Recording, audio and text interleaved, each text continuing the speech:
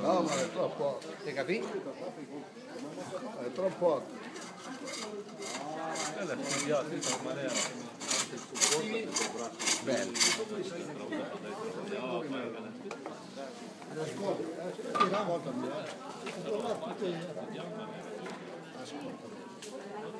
I rami proprio, le cose